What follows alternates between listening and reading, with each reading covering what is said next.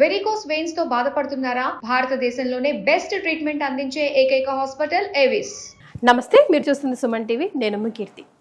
శివరాత్రి రోజు అభిషేకం చేయాలి, అభిషేక ప్రియుడు శివుడు అని మనందరికీ తెలుసు. కానీ అభిషేకానికి అనువైన సమయం కూడా ఒకటి ఉండాలంటారు. అది ఏ సమయంలో చేస్తే ఎలాంటి ఫలితం వస్తుంది మనకి తెలియజేయడానికి మనతో పాటు ప్రముఖ ఆస్ట్రాలజర్ బ్రహ్మశ్రీ నందిపట్ల శ్రీహరి శర్మ గురువు గారు ఉన్నారు. నమస్తే గురుగారు. వాగర్థావివ సంపృక్తౌ వాగర్థ ప్రతిపత్తయే జగతః పితరౌ వందే పార్వతీ పరమేశ్వరౌ. ఆదిత్యాయ చ సోమాయ మంగళాయ బుధాయ చ గురు శుక్ర శనిభ్యశ్చరాహవే కేతవే నమః. శృంగేరి జగద్గురు పీఠాధిపతులకి, కంచి పీఠాధిపతులకి నమస్కారములు తెలియజేసుకుంటూ కార్యక్రమాన్ని ప్రారంభిద్దాం. గురుగారు, శివుడు అభిషేక ప్రియుడని మనందరికీ తెలుసు. కానీ ముఖ్యంగా శివరాత్రి రోజు పర్టికులర్ టైంలో అభిషేకం చేస్తే అనంతమైన పుణ్యఫలం వస్తుంది అని అంటూ ఉంటారు కదా, అవేంటో తెలియజేస్తారా గురుగారు? మనకు గమనించుకున్నట్లయితేనమ్మా, శాస్త్ర ప్రకారము, మనకు శివపురాణం ప్రకారము శివరాత్రి రోజున ఈశ్వరుణ్ణి అభిషేకం చేసేటువంటి సమయము, ఏ విధంగా అభిషేకం చేయాలి, ఏ ద్రవ్యములతో అభిషేకం చేయాలి, ఏ ఏ నైవేద్యాలు పెట్టాలి అనేటువంటి విషయాల గురించి సవివరంగా మనకు తెలియచేయడం జరిగింది. కాబట్టి వీక్షిస్తున్నటువంటి సుమన్ టీవీ ప్రేక్షకులు గమనించాల్సింది ఏంటంటే, మళ్ళీ సంవత్సరానికి మాత్రమే ఒక్క శివరాత్రి వస్తుంది. ఏ రోజునైనా కానీ ఏదో ఒక సమయంలో అభిషేకం చేసుకుంటారు. కానీ మహాశివరాత్రి పర్వదిన సందర్భంగా అభిషేకం చేసేటువంటి సమయాలు 4 సమయాలు ఉంటాయమ్మ. అంటే 4 యామములు అని అంటారు దాన్ని. దాన్ని మనం అందరికి అర్థమయ్యే విధంగా 4 సమయాలుగా ఉంటాయి. కాబట్టి ఏమా సమయాలు, ద్రవ్యాలు ఏంటి అనేటువంటి విషయాల గురించి క్లుప్తంగా తెలియజేసుకునే ప్రయత్నం ఆయా సమయాలకి ఆయా ద్రవ్యాలను కూడా స్పెసిఫిక్ గా మెన్షన్ చేయాలమ్మా.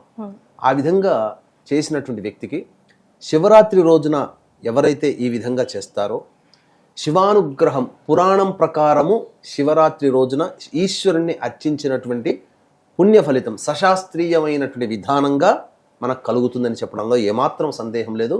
ఇటువంటి విషయాన్ని మీ హితులకి, సన్నిహితులకి, మీ బంధువులకి, మీ కుటుంబ సభ్యులు అందరికీ చేరవేయండి. అందరూ ఈ శివాజ్ఞ లేనిదే చీమైన కుట్టదు.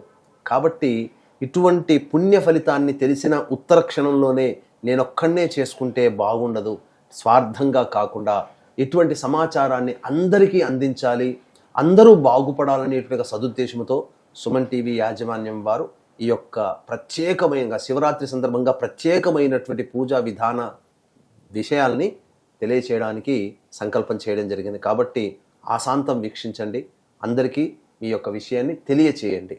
ఇక మనం వివరాల్లోకి వెళ్ళినట్లయితే, శివరాత్రి రోజున నియమాల్ని పాటించాలమ్మా. ముందు రోజు ప్రదోషకాలం అనగా 26వ తారీఖు శివరాత్రి కాబట్టి 25వ తారీఖు రోజు నుంచి ప్రారంభమవుతుంది. సూర్యాస్తమయం తదనంతరం ఈ యొక్క వ్రత విధానంలో నియమంలో ఉన్నట్టు భాగం లెక్క. కాబట్టి ఆ ముందు రోజు ఎటువంటి భోజన పదార్థం తీసుకోకూడదు. బ్రహ్మచర్య వ్రతాన్ని ఆచరించాలి. మద్యపానము, ధూమపానము, మాంసాహార భోజనము ఆ యొక్క సూర్యాస్తమయ తదనంతరం చేయకూడదు. పళ్ళ రసాలు తీసుకోవచ్చు, టిఫిన్ చేయవచ్చు. ఇక శివరాత్రి రోజున 3 గంటలకే నిద్ర మేలుకొని కాలకృత్యాదులన్నీ తీర్చుకొని చక్కగా ఆ యొక్క బ్రహ్మ ముహూర్త కాలంలో శివ చిత్రపటానికి చక్కగా పూలమాల వేసి ఆవునేతితో దీపారాధన చేసి శివ అష్టోత్తరం ఒక 3 సార్లు పఠించాలి.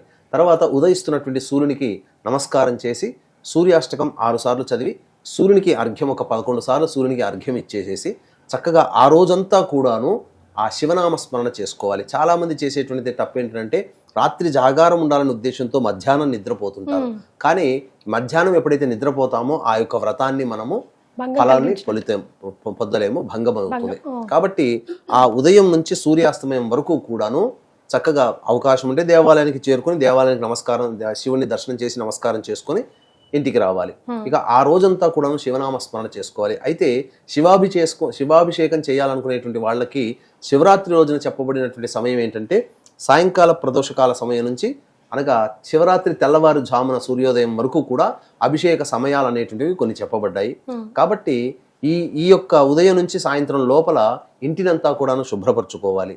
చక్కగా ఏ విధంగా చక్కగా దుమ్ము లేకుండా అంతాగానో తుడిచిపెట్టుకొని బూజు అవన్నీ పూర్తిగా తీసేసుకొని చక్కగా పూజా మందిరాన్ని చక్కగా క్లీన్ చేసుకొని పూజ సంబంధించినటువంటి ద్రవ్యములన్నీ కూడాను ఆ రోజంతా కూడా క్లీన్ చేసుకొని ఇక ఆ యొక్క ఒక బకెట్ నీటిల్లో మంచి నీటిలో గళ్ళ ఉప్పు, పసుపు, అలాగే గంగాజలము ఇవన్నీ వేసి గోమూత్రం, గోవర్కము అవన్నీ వేసి కలియబెట్టేసి మంచి బట్టతో ఇల్లంతా పూజా మందిరంతో సహా చక్కగా శుభ్రపరచుకుంటే ఇంట్లో ఉన్నటువంటి నకారాత్మకమైన శక్తి వెళ్ళిపోతుంది ఫస్ట్.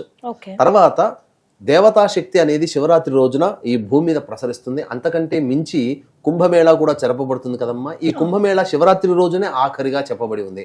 కారణం ఏంటంటే గ్రహాల సంచారం మొదలుకొని గ్రహ యొక్క ప్రభావము తొలగిపోయేంత వరకు కూడా కుంభమేళా జరుగుతుంది. కాబట్టి ఆ సమయం శివరాత్రి వరకు కూడా గ్రహాల యొక్క గొప్ప దివ్యమైనటువంటి శక్తి ఈ భూమి మీద ప్రసరిస్తున్నప్పుడు ఆ యొక్క శక్తిని ఆకర్షించాలి అని అంటే ఇంట్లో నకారాత్మకమైన శక్తి అనేటువంటిది ఉండకూడదు, అనగా దుష్ట శక్తి ఉండకూడదు. అప్పుడు దేవతా శక్తి ఈ యొక్క పదార్థంతో శుభ్రపరచుకోవడం వల్ల ఇంటినంతా ఆ దేవతా శక్తి ఆకర్షింపబడుతుంది. ఇది ప్రధానంగా చేసుకోవాలి. ఇక శివలింగానికి అభిషేకం చేసుకునేటప్పుడు ఇంట్లో అందరి ఇంట్లో చాలా మంది ఇంట్లో ఒక 30% మంది ఇంట్లో అభిషేక శివలింగాలు అనేటువంటివి ఉంటాయి. రాతితోనో స్ఫటికలింగాలు ఏవో ఉంటాయి. లేదు మాకు ఇంట్లో ఏం శివలింగం లేదని మేము తయారు చేసుకోవాలని అంటే పుట్టమన్నుని ఆ రోజున పూజా స్టోర్లో పుట్టమన్ను దొరుకుతుంది. ఆ పుట్టమన్ను సంపాదించుకోవాలి. ఆ పుట్టమన్నులో పసుపు, కుంకుమ, అష్టగంధములో అంటే జాజికాయ, జాపత్రి, యాలకులు, అలాగే లవంగాలు మరియు సంబంధించినటువంటి పచ్చకర్పూరము, జవ్వాది, పునుగు, అలాగే ఈ గంధము, ఇవన్నీ కూడా ఇవన్నీ అష్టగంధాలు అంటారు. ఇవన్నీ ఆ పుట్టమన్నులో వేయడం. అలాగే పాదరసము కూడా తీసుకుంటే చాలా విశేషం. ఒక 3 గ్రాములు లేదా 5 గ్రాములు తెచ్చుకుంటే సరిపోతుంది. ఆ పాదరసాన్ని కూడా కలిపేసేసి ఆవు పాలలో అదంతా కూడాను కలిపి, ఆవు పాలు వేసి కలిపి శివలింగాకారం ఎవరి తగ్గట్టుగా వాళ్ళు శివలింగాకారం తయారు చేసుకొని ఆ యొక్క శివలింగానికి అంతా కూడాను చక్కగా ఆవు నేతి అద్దినట్లయితే అభిషేకం చేస్తే శివలింగము కరిగిపోకుండా ఉంటుంది. ఎందుకంటే 4 సమయాల్లో చేయాలి కాబట్టి. ఇక ఏమా సమయాలు అనేటువంటి విషయాన్ని కనుక చూసుకుంటే ముఖ్యంగా సూర్యాస్తమయం కల్లా చక్కగా కాలకృత్యాదులు, మళ్ళీ అవకాశం ఉంటే కాలకృత్యాదులు అన్ని తీర్చుకొని చక్కగా శివాలయానికి చేరుకోవాలి. ముందుగా సాయంకాలం 5-5:30 కల్లా శివాలయానికి చేరుకొని శివాలయం చుట్టూ నవగ్రహాలు ఉంటాయి కాబట్టి శివాలయం నవగ్రహాల చుట్టూ శివాయ నమః అంటూ 27 ప్రదక్షిణలు చేయాలి. తదనంతరం నంది దగ్గరికి వెళ్ళి ఈ రోజున నేను ఈశ్వరుని అభిషేకం చేసుకోబోతున్నాను శివరాత్రి సందర్భంగా, కాబట్టి ఆ శివుని యొక్క అనుగ్రహం నాకు కలిగేలా నాకు ఆ యొక్క వరాన్ని ప్రసాదించమని ఆ శివుడికి చెప్పవయ్యా నందీశ్వర అని చెప్పి నంది దగ్గర వేడుకొని శివుణ్ణి దర్శనం చేసుకొని తదనంతరం ఇంటికి తిరిగి రావాలి. అప్పుడు అభిషేకం చేసుకునేటువంటి సందర్భంగా మనకు సమయాలు అనేటువంటివి 4 సమయాలు చెప్పబడ్డాయి. మొట్టమొదటి యామము సాయంత్రం 6:30 గంటల నుంచి 9 గంటల వరకు. కాబట్టి ఈ సమయంలో చక్కగా సంబంధించినటువంటి ఏ ద్రవ్యాలతో అభిషేకం చేయాలంటే ఆవు పాలతో అభిషేకం చేయాలి. ముందుగా సాయంకాలం ఆవు పాలతో అభిషేకం చేయాలి. తదనంతరం తామర పుష్పాలతో అర్చన చేయాలి.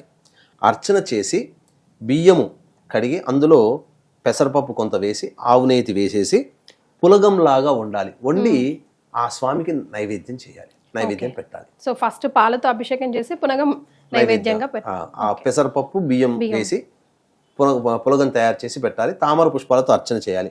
అంతటితో మొదటి అభిషేకము కంప్లీట్ అవుతుంది. ఇక రాత్రి 9:30 నుంచి 12 గంటల వరకు 2వ సమయం. ఆ సమయంలో చక్కగా పెరుగుతో ఆ ఆవు పాలతో తోడుపెట్టినటువంటి పెరుగు ఉంటుంది కదా, ఆ పెరుగుతో అభిషేకం చేయాలి. అభిషేకం చేసి తులసి దళములతో అర్చన చేయాలి. మామూలుగా సాధారణంగా తులసి దళములతో ఏ రోజున కూడా శివునికి అర్చన చేయకూడదు, కానీ ఒక్క శివరాత్రి రోజున మాత్రం చేయవచ్చు. తులసి దళములతో అర్చన చేయవచ్చు. తర్వాత బెల్లముతో చేసినటువంటి పాయసాన్ని నైవేద్యముగా పెట్టాలి. ఇది ఆ విధంగా 2వ సమయం. ఆవు పెరుగు, అభిషేకము, బెల్లంతో చేసిన అన్నము, నైవేద్యము, తులసి దళములతో అర్చన. తదనంతరం ఇక 3-4 సమయాలు ఉన్నాయమ్మా. వీక్షించేటువంటి ప్రేక్షకులకి గమనిక, ఈ యొక్క మహాశివరాత్రి సందర్భంగా ఫిబ్రవరి 26 మరియు 28వ తారీఖు రోజున కూడా కాశీక్షేత్రంలోనే జాతకరీత్యా కలుగు విద్య, వివాహ, ఉద్యోగ, దాంపత్య, సంతాన, అనారోగ్య సమస్యల నివారణకి సర్వదోష నివారణ పూజలు, హోమాలు, అలాగే గత జన్మ కర్మదోషాలు ఉంటే ఈ జన్మలో సమస్యలు అనేటువంటి ఎదుర్కొంటాం కాబట్టి గత జన్మ కర్మదోష నివారణ తిల హోమాలు, మరియు ఈ యొక్క 2025వ సంవత్సరం శని ప్రభావం అన్ని రాశుల వారికి ఉంది కాబట్టి శని దోష నివారణ హోమాలు పర్ హెడ్ 3,100 రూపాయలకి చేయించడం జరుగుతుంది. అలాగే శివరాత్రి రోజున కాశీక్షేత్రములో రుద్రపారాయణాలు అభిషేకాలు కూడా జరపబడతాయి. అవకాశం ఉన్న వాళ్ళు కార్యక్రమ తదనంతరం కాంటాక్ట్ చేసి మీ గోత్రనామాలు నమోదు చేసుకోవచ్చు. ఈ యొక్క శివరాత్రి రోజున మీ యొక్క సంకల్పం నమోదు చేసుకోవడం ద్వారా, సభ్యులుగా చేరడం ద్వారా తిరిగి వచ్చే సంవత్సరం శివరాత్రి కల్లా మీ యొక్క సంకల్పం నెరవేరుతుంది అని చెప్పడంలో ఏమాత్రం సందేహం లేదు. ఇక 9:30 నుంచి 12 గంటల వరకు రెండవ సమయం అని చెప్పాం కదమ్మా. తర్వాత అరగంట గ్యాప్ ఇచ్చి 12:30 నుంచి 3 గంటల వరకు మూడవ సమయం. కాబట్టి ఈ మూడవ సమయంలో జాతకరీత్యా ఆవు నేతితో అభిషేకం చేయాలి. నిషేధ సమయం అంటారు ఇదేనా గురుగారు?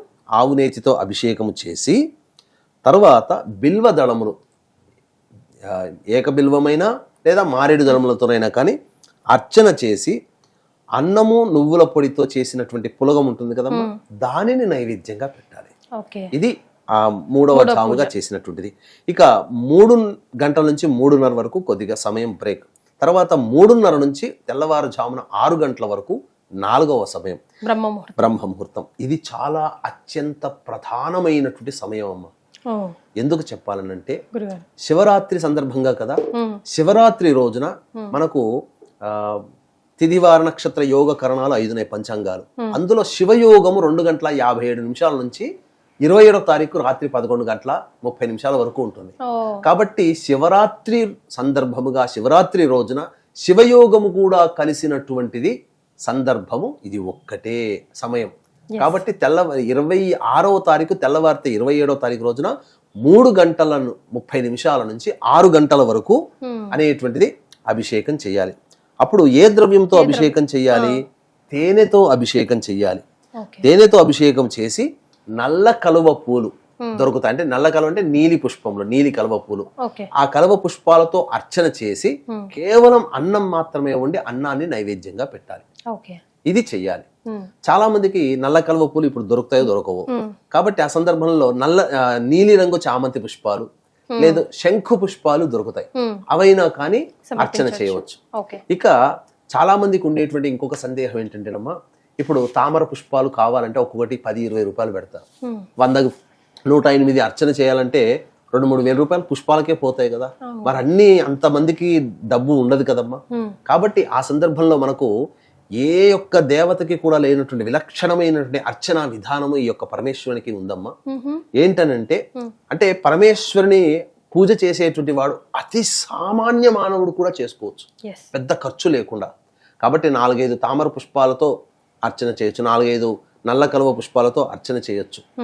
మారేడు దళం కూడా ఆ సమయంలో శివరాత్రి రోజున ఇంత మారేడు దళాలు 10 మారేడు దళాలే 10 రూపాయలు 20 రూపాయలకు అమ్ముతారు. కాబట్టి కొన్ని మారేడు దళాలతో అర్చన చేసిన మిగతాదంతా కూడాను ఈ బియ్యం ఉంటుంది కదమ్మా, ఆ బియ్యాన్ని నీటిలో తడపాలి, నీటిలో ముంచకూడదు. నీటిలో తడిపినటువంటి బియ్యంతో అర్చన చేసిన పరమేశ్వరుడు పరమ సంతుష్టి పడతాడు. పసుపు కుంకుమ కూడా ఏం కలపక అవసరం లేదమ్మా. పరమేశ్వరునికి పూజ చేసే అర్చన చేసే విధానంలో అక్షతలు అనేటువంటివి తడిపినటువంటి బియ్యంతోనే అర్చన చేయాలి తప్ప పసుపుతో లేదా కుంకుమతో తడిపినటువంటి అర్చన చెయ్యకూడదు. ఇది శాస్త్రం. కొంచెం నల్ల నువ్వులు కూడా యాడ్ చేసుకోవచ్చు అంటారు కదా గురువు. అర్చన చేయడానికి కాదు, నైవేద్యం పెట్టడానికి పనికొస్తుంది. ఆ విధంగా ఆ నల్ల నువ్వుల్ని అభిషేక ద్రవ్యంలో వాడవచ్చు, అభిషేకంగా చేయవచ్చు. కానీ అర్చన చేసేటప్పుడు మాత్రం పుష్పాలతో అర్చన చేయాలి. ఇంకా విశేషమైనటువంటిది ఏంటంటే 8 రకాల పుష్పాలతో గనక ఈశ్వరునికి అర్చన చేసినట్లయితే చాలా సంతుష్టి పడతారు. నందివర్ధనం పూలు, గన్నేరు పూలు, కాడమల్లి పూలు, మల్లె పూలు, చామంతి పూలు, అలాగే ముద్ద చామంతి పూలు, ఇలాంటివి పూలు ఏమన్నా ఉన్నాయా గురుగారు? అంటే మన శివుడికి తులసి దళములతో చేయకూడదమ్మా, కానీ శివరాత్రి రోజున మాత్రం చేయవచ్చు. ఇది వీటితో అర్చన విధానం ఈ విధంగా చేసినటువంటి మానవుడికి, ఎందుకంటే శివరాత్రి రోజునే ఈశ్వరునికి చెప్పబడినటువంటి అభిషేకములు, ద్రవ్యములు, నైవేద్యములు ఇవి మాత్రమే మనకు చెప్పబడినట్టుంది. అంతేకాకుండా ఈ యొక్క శివరాత్రి రోజున లింగోద్భవ సమయం అనేటువంటిది ఉంటుంది. కాబట్టి ఆ సమయం 2-3 నిమిషాలు మాత్రమే ఉంటుంది కొన్ని సందర్భాల్లో. కాబట్టి మనకు ఏ సమయం అనేటువంటిది మనకు ఇబ్బంది లేకుండా 12 మధ్యరాత్రి ఒక 48 మినిట్స్ ఉంటుంది, 12:15 నుంచి 12:45 వరకు ఈశ్వరునికి అర్చన చేసినట్లయితే, ఏది మారేడు దళాలతో అర్చన చేస్తే లేదా మారేడు దళం పెట్టినటువంటి శివలింగాన్ని చూసిన అనంతమైనటువంటి పుణ్య ఫలితం దక్కుతుంది. అంటే శివుడు లింగ రూపంలో ఉద్భవించిన సమయం కొద్ది సమయం, ఆ సమయంలోనే మనం చేయాలి. ఆ సమయం ఎప్పుడు ఉంటుందో మనకు తెలియదు కాబట్టి మధ్యరాత్రి 12:15 నుంచి 12:45 మధ్య కాలంలో శివలింగం దగ్గర ఉంటే చాలు. చాలామంది ఎక్కడెక్కడో దూరంగా ఉంటుంటారు, కనీసము ఇప్పుడు ఫోటోలు వీడియోలు అన్నీ ఉన్నాయి కదా, ఆ ఈశ్వరునికి అభిషేకం, శివలింగానికి అభిషేకం చేసి అర్చన చేసే వీడియోనైనా పెట్టుకొని చూస్తూ ఉండండి చాలు. ఎస్, అది కానీ నిజంగా చాలా సింపుల్ కూడా గురుగారు. ఇప్పుడు మీరు చెప్పిన 4 కూడా ఎక్కడికో వెళ్ళి ఏదో తెచ్చుకోవాల్సిన పని కూడా లేదు, అండ్ ఇంట్లోనే కూడా చేసుకోమన్నారు. ఒక్కసారి ఆలయాన్ని చేరుకొని తిరిగి ఇంటికి వచ్చిన తర్వాత ఆ 4 సమయాల్లో అలర్ట్ గా ఉండి చేసుకోవచ్చు. 6 గంటలకు అయిపోయిన తర్వాత మళ్ళీ స్నానాది కార్యక్రమాలు చేసి మళ్ళీ శివాలయానికి చేరుకొని నవగ్రహాల చుట్టూ శివాయ నమః అంటూ 27 ప్రదక్షిణలు చేసి నంది దగ్గరకు వచ్చి, అయ్యా నీ అనుగ్రహం వల్ల నాకు ఎటువంటి ఆటంకం లేకుండా నేను శివుని పూజ చేసుకున్నాను, చాలా సంతోషంగా ఉన్నానని చెప్పి శివుడికి ఒకసారి నమస్కారం చేసుకుని ఇంటికి వచ్చి అతిథి అభ్యాగతులకి అనాథలకి అన్నదానము, పండ్లు, పాలు, ఇతర పదార్థాలు పంచిపెట్టి నైవేద్యంగా పెట్టినటువంటి పదార్థాలని కుటుంబ సభ్యులు తినవచ్చు. లేదా ఏదైనా వండుకున్నటువంటి శాకాహార భోజనం ఆ పరమేశ్వరునికి సమర్పించి అందరూ కూడా భోజించవచ్చు. గురుగారు మనం మళ్ళీ స్నానం చేయాలి. అభిషేకం చేసిన తర్వాత కూడా 6 లాస్ట్ మరి తెల్లవారైపోతుంది కదా, మరి 6 గంటలకు చేసేస్తాం. 3:30 నుంచి 6 గంటలకు అయిపోతుంది. మళ్ళీ అప్పుడు స్నానం ఆచరించి మళ్ళీ శివునికి పూజ చేసుకోవాలి. ఓకే, తెల్లవారింది, డే అయిపోయింది కాబట్టి మళ్ళీ ఫ్రెష్ గా సూర్యోదయం అయింది కాబట్టి. చాలా సంతోషం గురుగారు, అద్భుతమైన విషయాలను తెలియజేశారు. ధన్యవాదాలు. సర్వం శ్రీ ఉమామహేశ్వర పరబ్రహ్మార్పణమస్తు.